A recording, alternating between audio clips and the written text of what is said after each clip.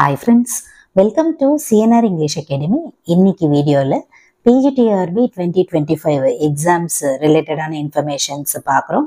அதாவது எக்ஸாம்ஸ் எப்போ வரப்போகுது, அதே மாதிரி இப்போ கொடுத்துருக்கக்கூடிய ஓவரால் வேகன்சிஸ் சேஞ்ச் ஆகுமா, அதுக்கு ரிலேட்டடான இன்ஃபர்மேஷன்ஸ் பார்க்குறோம். அண்ட் இந்த வீக் பார்த்தீங்கன்னா ஸ்கூல்ஸ்லாம் ஓப்பன் பண்ணிட்டாங்க, டீச்சர்ஸ்லாம் ஜாயின் பண்ணியிருப்பாங்க. அதே மாதிரி ஒர்க் பண்ணிக்கிட்டு இருக்கக்கூடிய டீச்சர்ஸும் அண்ட் ஹவுஸ் ஒய்ஃப்ஸ் எல்லாருமே எப்படி ஸ்கெடியூல் பண்ணலாம் அப்படின்ற பிளான்லையும் ஒரு சில பேர் இருப்பீங்க. அப்படி இருந்தீங்கன்னு சொன்னால் கண்டிப்பாக இந்த வீடியோ உங்களுக்கு ஹெல்ப்ஃபுல்லாக இருக்கும். ஏன் அப்படின்னு பார்த்தீங்கன்னா, இது வரைக்குமே நம்ம படிக்கிறதுக்கு ஸ்டார்ட் பண்ணல, தென் அண்ட் தேர் கொஞ்சம் கொஞ்சம் படித்து வச்சுருக்கோம் அப்படின்னு சொன்னாலுமே இந்த அப்கமிங் வீக்ல இருந்து ஸ்டார்ட் பண்ணும்போது கண்டிப்பாக நல்ல ரிசல்ட்டை தரும். ஏன் அப்படின்னா, எக்ஸாம் எப்போன்னு பார்த்தீங்கன்னா ஆல்ரெடி ஆனுவல் பிளானர்ல கொடுத்துருந்தாங்க. டென்டேட்டிவா ஆகஸ்ட் கால் பண்ணி நவம்பர்ல ஸ்கெடியூல் கொடுத்துருந்தாங்க. கண்டிப்பா பார்த்தீங்கன்னா இயர் எண்ட்லயோ அப்படி இல்லைன்னு சொன்னா 2026 ஜான்லயோ எக்ஸாம்ஸ் போஸ்ட்பாண்ட் ஆகிறதுக்கான வாய்ப்புகள் இருக்கு. இந்த 6 months போதுமா ப்ரிப்பேர் பண்றதுக்கு அப்படின்னு பார்த்தீங்கன்னா தாராளமா போதும். ஆல்ரெடி நம்மளுமே சொல்லிட்டு இருக்கோம் எந்தெந்த யூனிட்ஸ் எப்படி எப்படி படிக்கணும், எவ்வளோ நேரங்கள் படிக்கணும், அந்த மாதிரி இன்ஃபர்மேஷன்ஸுமே இருக்கு. அதையுமே நீங்க சேனல்ல பார்க்கலாம். அண்ட் காமனா பார்த்தீங்கன்னா எல்லா மேஜருமே சைக்காலஜி அண்ட் தமிழ் எலிஜிபிலிட்டி இதையுமே நீங்க சைட் பை சைடு படிச்சுட்டு இருப்பீங்க.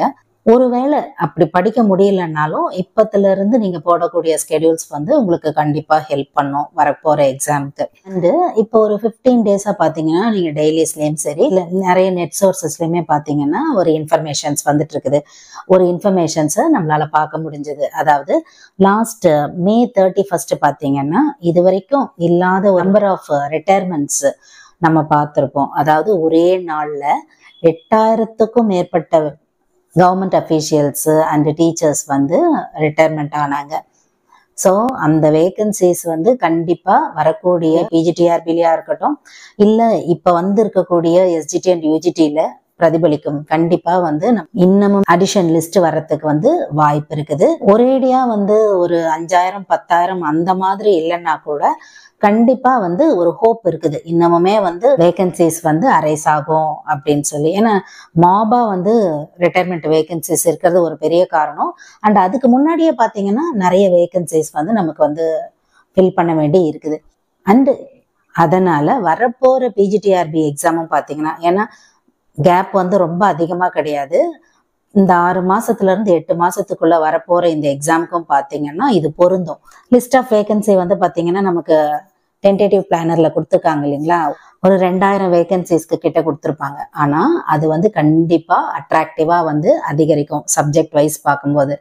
அண்ட் அதுல சப்ஜெக்ட் வைஸ் நமக்கு எந்த சப்ஜெக்டுக்கு அதிகமா இருக்கும் வேகன்சிஸ்ன்னு பாத்தீங்கன்னா அஃப்கோர்ஸ் லாங்குவேஜ்க்கு இருக்கும். லாங்குவேஜ்லயுமே பாத்தீங்கன்னா இங்கிலீஷை விட தமிழுக்கு இருக்கும். இது நம்ம சொல்ற இன்ஃபர்மேஷன்ஸ் கிடையாது. சோஃபார் இது வரைக்கும் இருக்கக்கூடிய நோட்டிபிகேஷன்ல பாத்தீங்கன்னா உங்களுக்கே ஒரு ஐடியா வரும். யாருமே ஒரு நம்பரை சொல்லிட்டு இதுக்கு அதிகமா வரும் இதுக்கு கம்மியா இருக்கும்னு சொல்ல முடியாது.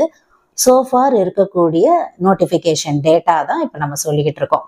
அண்டு அடுத்து பாத்தீங்கன்னா மேக்ஸுக்கு அப்புறம் சயின்ஸு, அதாவது சயின்ஸ்ல பிரியக்கூடிய அந்த 4 சப்ஜெக்டுக்கும் வேரியேஷன்ஸ் இருக்கும்.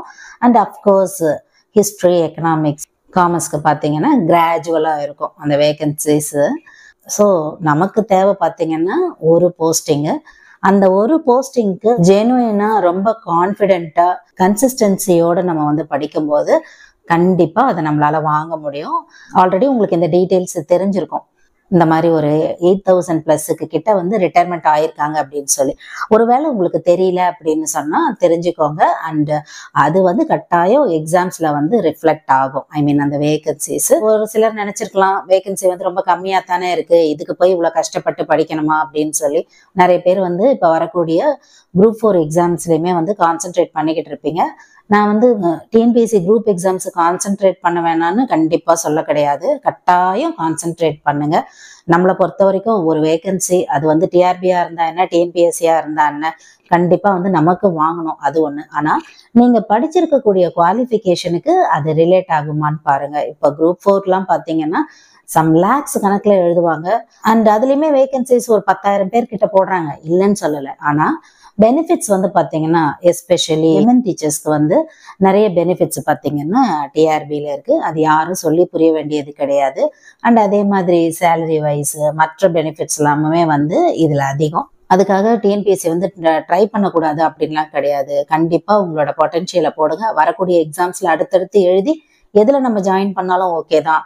அண்ட் டிஎன்பிஎஸ்சியில் இருக்கிறவங்களுமே பார்த்தீங்கன்னா டிஆர்பிக்கு ட்ரை பண்ணி வரவங்கலாம் இருக்காங்க. அந்த ஃபர்ஸ்ட் ப்ரொபேஷனரி பீரியடை கம்ப்ளீட் பண்ணிட்டு அதுக்கப்புறமா ட்ரை பண்ண வரக்கூடிய டீச்சர்ஸ் அதுல இருந்துமே இருக்காங்க. ஆனால் நீங்கள் ஃபர்ஸ்ட் ட்ரை பண்ணும்போதே உங்களோட குவாலிஃபிகேஷனுக்கு தகுந்த மாதிரி உங்களோட எய்ம் இருக்கட்டும். டிஎன்பிஎஸ்சி நீங்கள் எழுதிக்கிட்டே இருந்தாலும் அந்த குரூப் எக்ஸாம் முடிஞ்ச அன்னைக்கே கூட நீங்கள் உங்களோட ப்ரிப்பரேஷனை வந்து தொடங்குங்க. ஹூ நோஸ், ரெண்டுமே கிடைக்கிற பட்சத்தில் எது அதிகமான பெனிஃபிட்ஸ் இருக்குதோ அதில் நம்ம போகலாம் அப்படின்ற பாசிட்டிவான ஒரு ஆட்டிடியூடோட உங்களோட ப்ரிப்பரேஷன்ஸ் இருக்கட்டும். அதுக்காக தான் சொல்கிறது. கண்டிப்பாக வந்து எக்ஸாம்ஸ் சீக்கிரமாகவே இருக்கும் அண்ட் அதுக்கான ரிசல்ட்ஸும் இருக்கும். கண்டிப்பாக அதுக்கான போஸ்டிங்ஸும் போடுவாங்க.